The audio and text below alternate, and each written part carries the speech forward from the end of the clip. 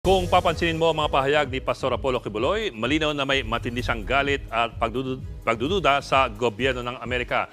Sa kanyang mga pahayag, paulit-ulit niyang sinasabi na gusto siyang ipaligpit o kaya ipakidnap ng US government. Diyan silang dalawa nagkakasundo ng kanyang matalik na kaibigan na si dating Pangulong Rodrigo Duterte. Pero ano ang pinaghuhugutan nilang dalawa? Sa programang Storycon ng One News, binanggit ng abogado ni Quiboloy ang isang insidente sa Davao City na siya ring pinagmulan ng galit ni Duterte sa gobyerno ng US. Ito po ang kaso ng isang nagangalang Michael Mering noon pang taong 2002.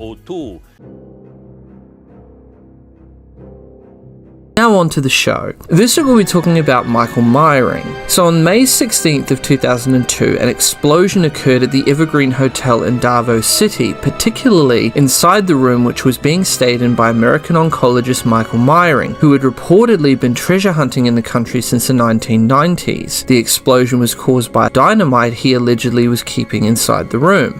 However, the case gets even stranger because what made local authorities and media more curious was that the explosives found in the man's hotel room was no ordinary dynamite as it was claimed. A police bomb expert claimed that it was a powerful high-tech explosive which a mere treasure hunter would not need. Now, sources said the device contained ammonium nitrate, electronic apparatus, and other explosive materials which can cause heavy explosion and damage. Now, the police said they recovered 2 boxes which reportedly contained Mering's highly confidential documents, but more on that shortly. So bomb experts theorized that the cover of the other box could have hit the box that contained the explosive and triggered the explosion, sort of like a booby trap. Mering could have put the explosive inside the box to hurt anyone who was planning to open it.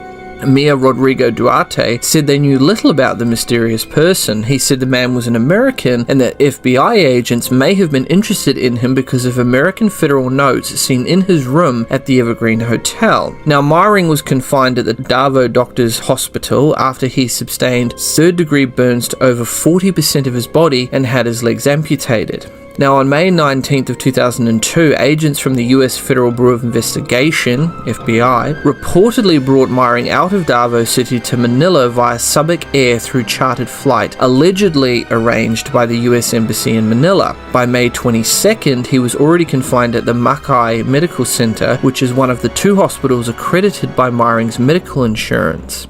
Mering's insurance could not cover the American bills at the Davao Medical Center, which is reportedly the reason for his immediate transfer from there. Now, according to a local newspaper, US Vice Counsel Michael Newbill himself and 2 agents of the Federal Bureau of Investigation, FBI, fetched Mering from room 261 of the hospital. Now, witnesses said the men who took him from the hospital displayed FBI badges. The hospital's owner told reporters that he agreed to release Mr. Mering despite his injuries after American officials promised to issue a work visa for his daughter, who was a nurse.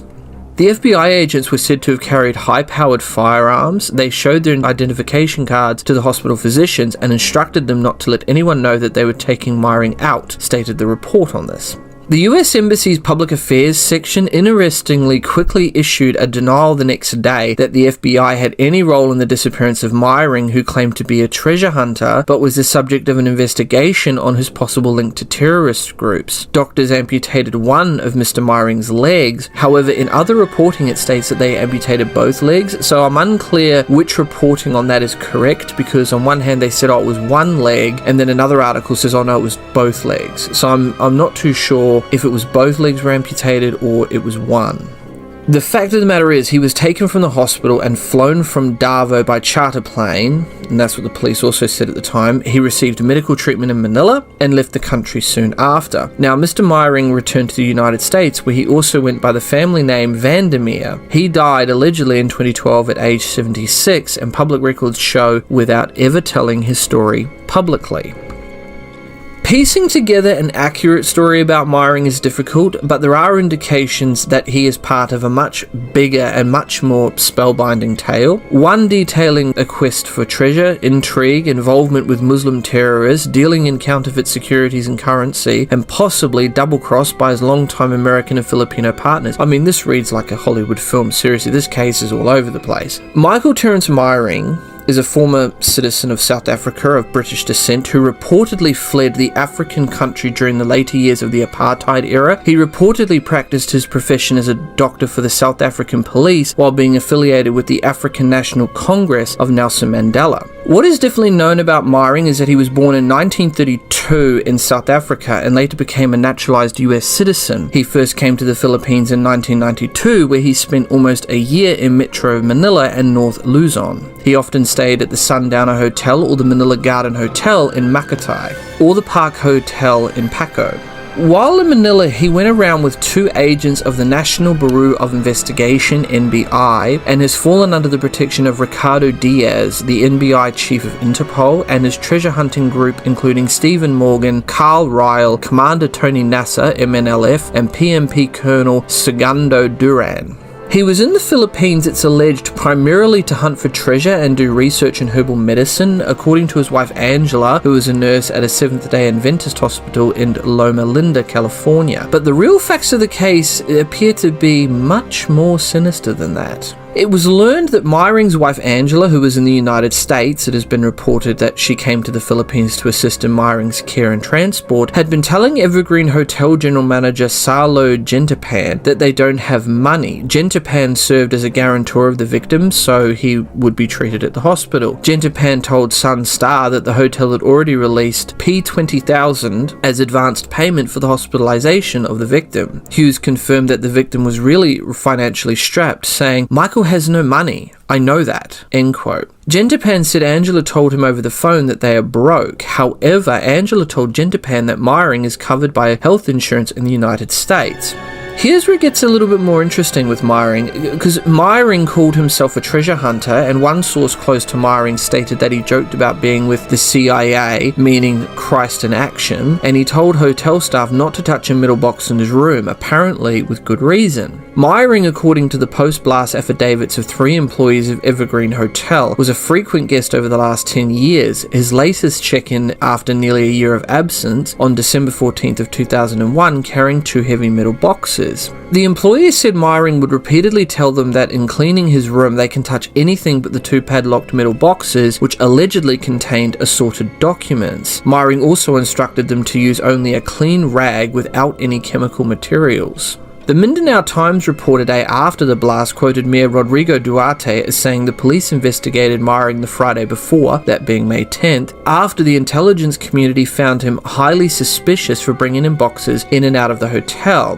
Myring was reported to have allowed local policemen to search his room, but refused to let them enter his bathroom as it was supposedly out of order. The case took another interesting turn because it turned out that Myring had been under surveillance by police intelligence agents since May 10th, when he was found in possession of fake US federal banknotes at the city's Fishport in the Tirol district. The US were apparently even more interested to know where those federal notes came from, because if he was spreading them around a foreign country, that is tantamount to economic sabotage on the part of the US government.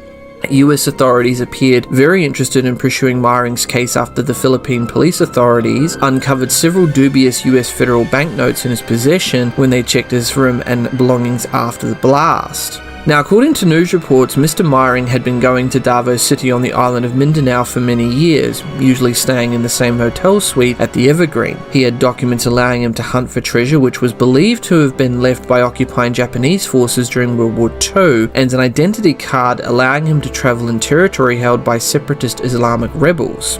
At the time, the southern Philippines was plagued by armed conflict with the rebels and occasional bombings, including a blast a month earlier that killed 15 people in the city of General Santos, about 90 kilometers south of Davao City. Several other bomb explosions had occurred in Cotabato, General Santos, and even Manila. A number of them were claimed by the shadowy Indigenous Peoples Federal Army, which started making its presence felt in late December of 2001. The Christian Lamad Nationalist Army, which claimed responsibility for a bomb scare in Cotabato City on March 21st, the Abu Muslim and Al Ghazi episodes in Gensan. For 2 consecutive days on May 14th and May 15th, bomb threats forced the early adjournment of the regular session of the Davao City Legislature and sent employees of around 9 government agencies in the council building scampering for safety. No bomb was found on both days.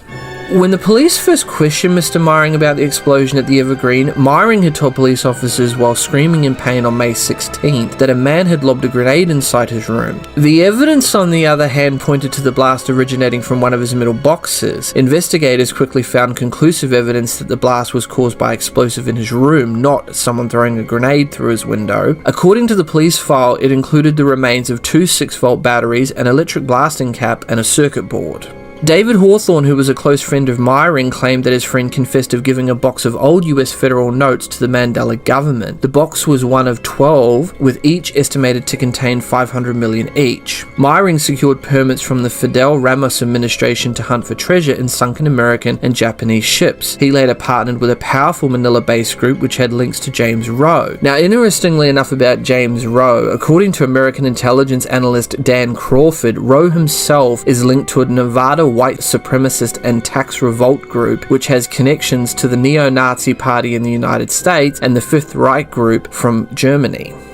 Myring's American friends suspected that the Manila group may have conspired against him. According to both Hawthorne and Secretary Sylvia Tay, Myring was fearing for his life, and he reportedly was said to have told them that it has to do with the treasure. End quote. The other box that was found in the room after the blast contained partially burned documents that would unravel partly the mystery behind the man who called himself Michael Terence Myring. Among the documents found in the box was an officer identification card of the Moro National Liberation Front's Bangsamoro Armed Forces bearing Myring's name, photograph, and September 17th, 1935 as date of birth. The Manila Times, in a 3-part report on May 29th to the 31st, said Myring had close ties to well-placed government authorities in southern Mindanao, national government officials and Philippine National Police, former Moro National Liberation Front (MNLF) chairman Nur Missouri, Moro Islamic Liberation Front (MILF) chief Hasim Salamat, and suspected New People's Army (NPA) leader Father Navarro. Myring also has close ties with shady people like MNLF commander Tony Nasa and others in Cotabato who acted as frontmen for his dealings with Abu Sayyaf in the purchase of US Treasury notes and in helping him in his search for sunken Japanese shipwrecks with Ryle and Morgan. Myring's connections and dealings with rebel leaders made the military very wary about him. He was under surveillance by more than one intelligence unit on more than one occasion. Numerous reports were made to the media, the FBI, Philippine government agencies, the United States Embassy over 6 years about all of Myring and his partner's activities. Myring is known to have spent millions of dollars while in the Philippines. Where he got his funds, however, it was not known, and I don't believe to this day it's ever really been figured out where he got most of his funding from. Medical research grants from South Africa could have been one source, and were thought to have been at one point his source of partially of income. Myring stated that the South African government gave him some support, and this was also backed up by Myring's private secretary Sylvia Durante. Myring, according to a source who knew him up close, had visitors from various sectors, rich and poor, congressmen, councillors, a governor, military, and once, the source said, Myring complained he was duped by a police general.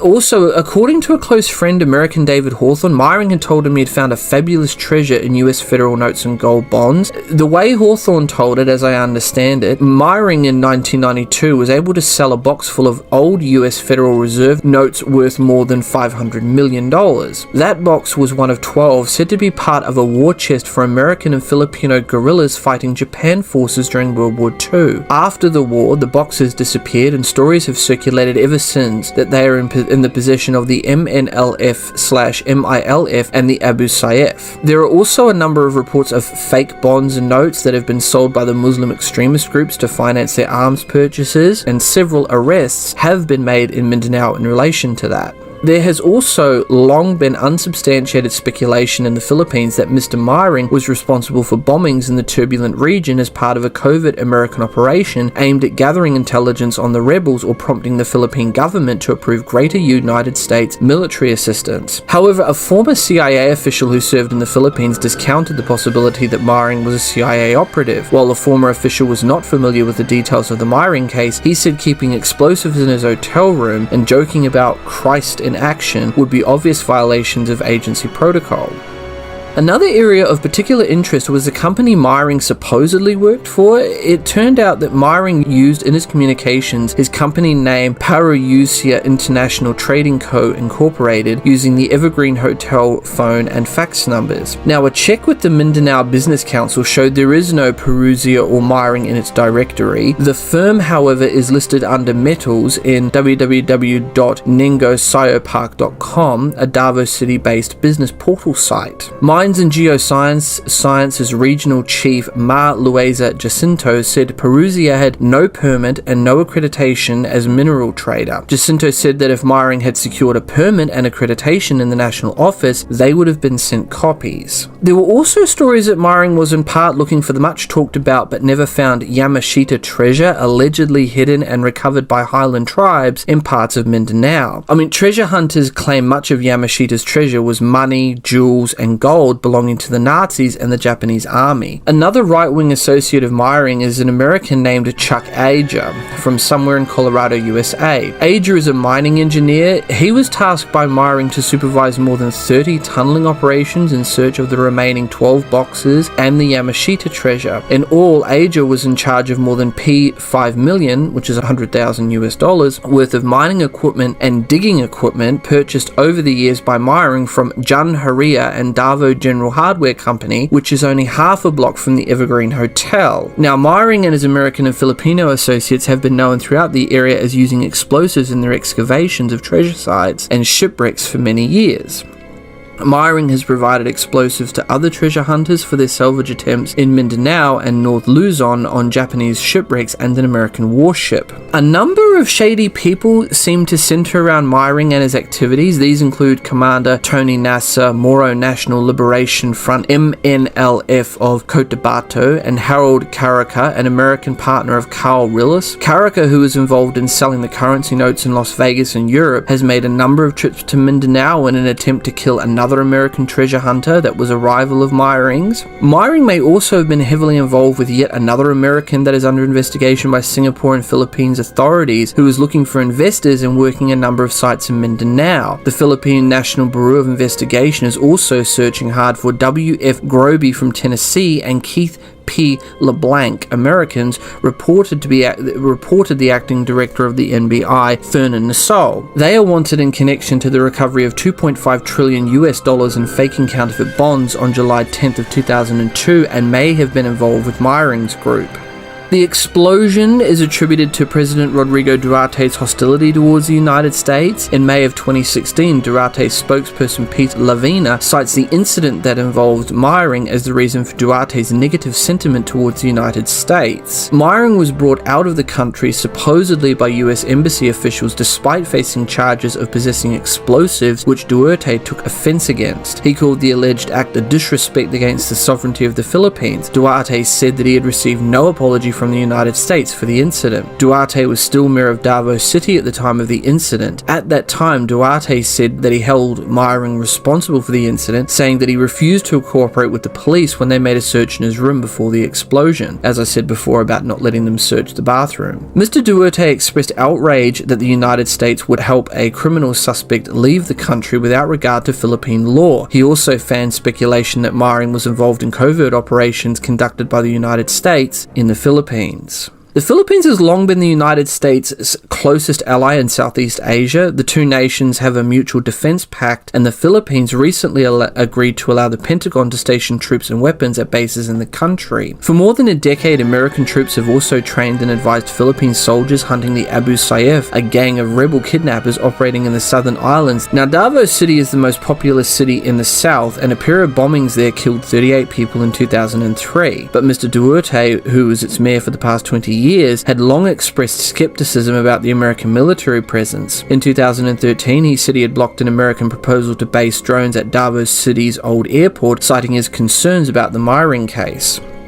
The explosion in the hotel room happened in May of 2002, and in March 2003 a bomb ripped through the waiting shed of the old Davao International Airport, which was followed a month later by another explosion in the Sasa Wharf that resulted in the death of several people and the wounding of hundreds more. a plausible narrative emerged of the CIA and its buddies in the Philippine military collaborating on a series of false flag atrocities to justify war against the MILF and build the case for more US military involvement in Mindanao. Now, if you read into that and believe that, Myring was in Davao doing whatever he was doing when his bomb went bang, and then the bombs kept coming until the US reversed itself and entered into negotiations with the MILF in 2003 and began sponsoring a peace process between Manila and southern insurgents. The US continued to insert CIA and FBI agents into Mindanao and onto Duarte's turf without notifying him, as well as slotting as many as 6,000 troops into the region as part of a JSOC anti-terrorist operation, mainly to target Abu Sayyaf itself. Unsurprisingly, Duarte was not a fan of the US president, and still to this day is not. He opposed the joint US-Philippine military exercises as disruptive to the peace process and communal harmony between Moro Muslims and Christians. In 2013, Duarte revealed he and his daughter, who served as mayor of Davao for a while, refused to allow the US to operate drones out of the old airport at Davao, where the 2003 bombing had taken place.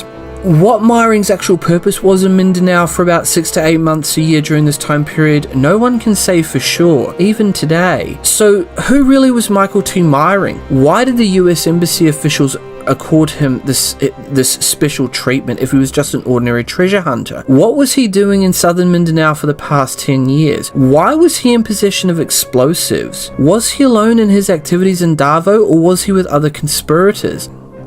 With that, this case remains open, but with many unanswered questions that still remain unanswered.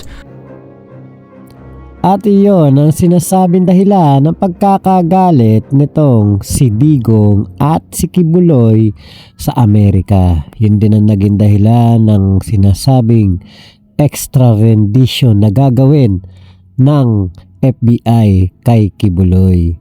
Pero lahat yan ay hinala lamang at walang malinaw na basihan, walang malinaw na ebidensya na ito ay gagawin sa isang Pilipino. Dahil itong si Michael Myring ay isa namang Amerikano. At tingin ko ay nagpanggap ito na isang treasure hunter para lamang makapenetrate dito sa ating bansa. Baka merong iniimbestigahan doon sa Davao, meron tinitignan, at meron itong gustong malaman doon sa Davao patungkol sa pamumuno ni Digong Duterte. So hanggang dito na lamang. Maraming salamat sa pagsama nyo sa vlog ko na ito. Ingat po kayong lahat at sana ay malaman pa natin ang mga kababalaghan patungkol dito sa pamumuno ni Digong at ang pagkakaibigang wagas ni Quiboloy at Digong. Katakataka ng isang nagmumura sa Panginoon at ang isang nagpapanggap na Panginoon ay naging magkaibigang tunay. Bye-bye!